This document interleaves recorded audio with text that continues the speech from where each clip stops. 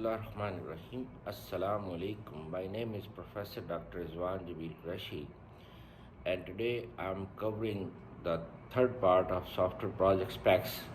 We already finished the project introduction, we already finished the feasibility assessments and economic feasibility, estimating the project benefits, and estimating the project cost.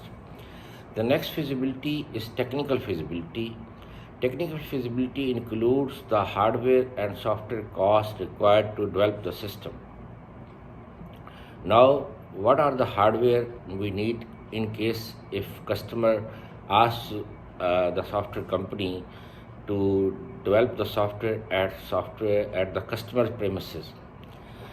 For example, we need computers, we need printers, or DVD drives, or CD drives, or barcode readers, or RFID devices. Such all hardware we need, and that cost will be covered in technical feasibility.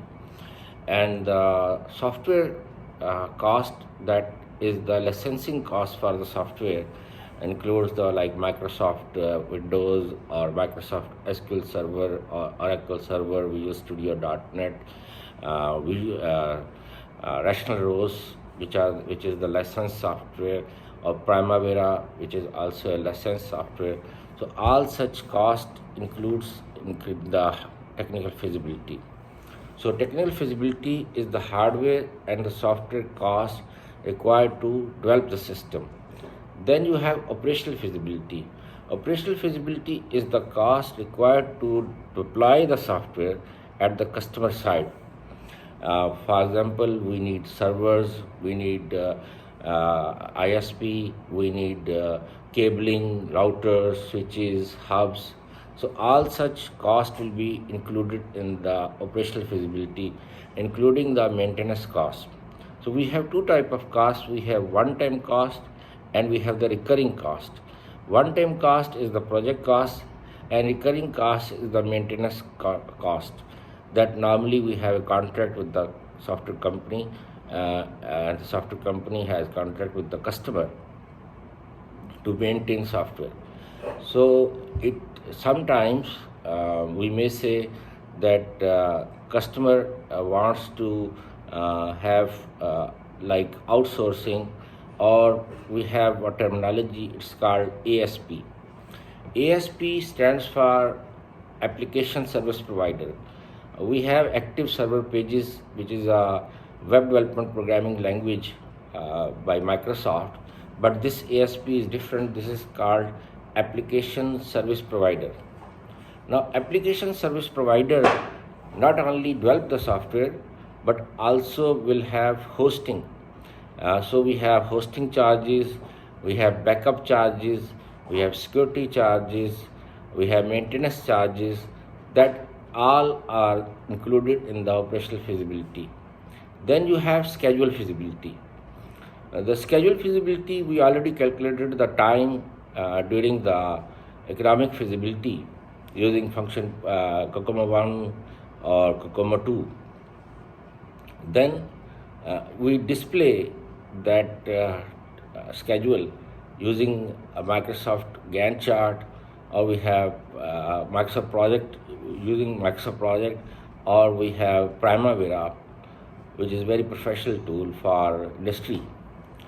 So we display the schedule using Gantt chart or PERT chart.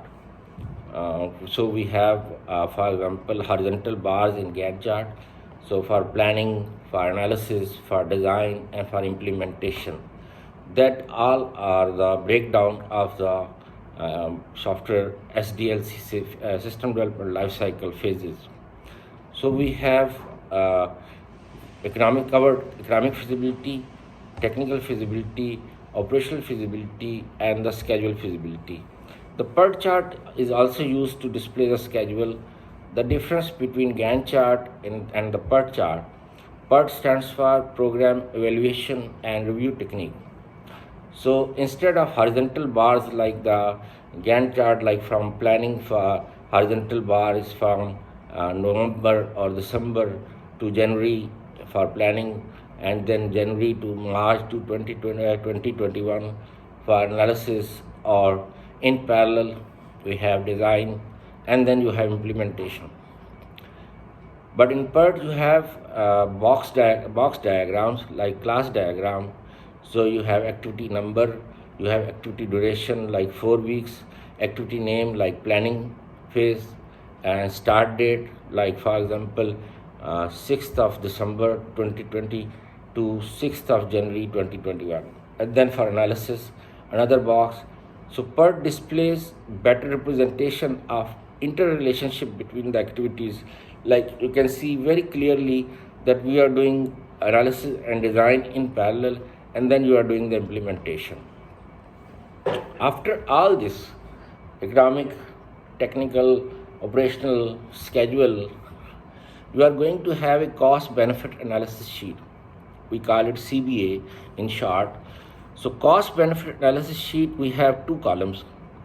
In one column we have all cost, including the project cost, technical feasibility cost, operational feasibility cost, and another column we have project benefits, the tangible benefits like time saving, cost saving, effort saving, resource saving. So all improvement of management planning and control, increased sale and market opportunities, better opportunities, error reduction. So you all have all tangible benefits are there. So you compare all cost, total cost, including project cost, technical feasibility cost, operational feasibility cost versus the tangible benefits. The summation of all project costs and the hardware cost, technical feasibility cost, operational feasibility cost versus the summation of all tangible benefits. So the software company, like customer has requested 3 or 4 software companies to submit their project specs. So all will present their cost benefit analysis sheet and the project specs to the customer. Then customer will decide that which company is going to sign the contract to win the project. So the company, for example, Oracle, wins the project. The rest of the companies, their token money is returned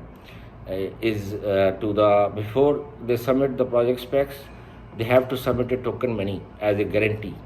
So that's the cost benefit analysis sheet.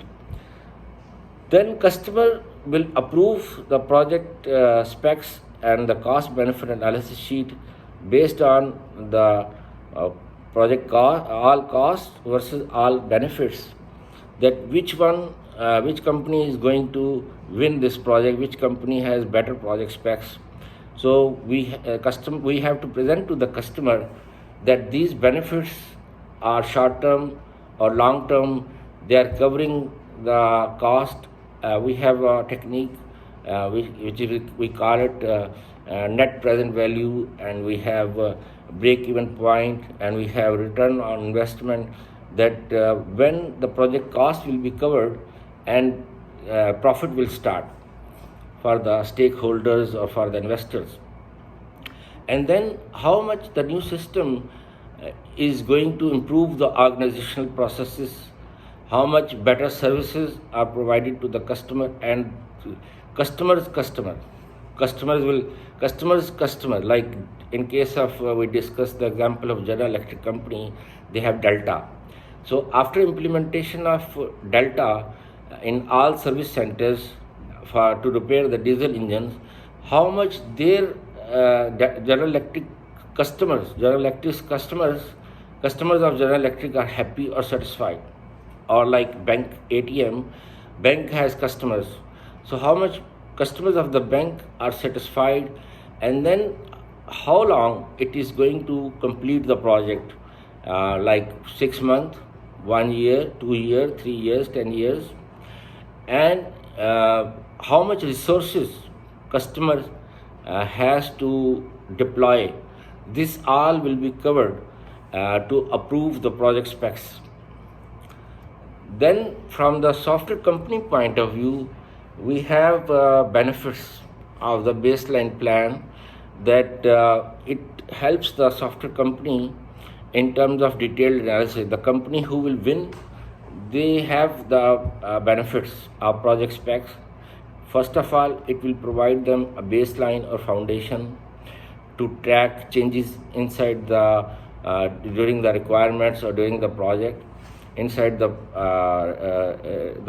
detailed analysis once they will perform, and to have misunderstanding between the customer and the software company, it will help to remove misunderstanding. Their users can make up their mind before the detailed analysis is made, and we can have it will help to track the project we are going in right direction. It will help to uncover functional requirements. So that all will be covered under the main benefits of the baseline plan. Then software company submits project specs like by Oracle, Microsoft, SAP, or any private company like Lansol. Then customer will use a technique, it's called make by decision technique. In the make by decision technique, he has different options like purchase off the shelf or in-house development, or for example they can have outsource it from third party or they can have reuse. They have already some components they can reuse, or ask the company to develop from the scratch line one. So these 3-4 options are there, and make by decision technique will help him that which is the least cost method. So based on the least cost method, customer will go and customer can make their decision. This all are the main activities of software project specification. Thank you very much. Jazakallah khair. May Allah bless you. Assalamu alaikum.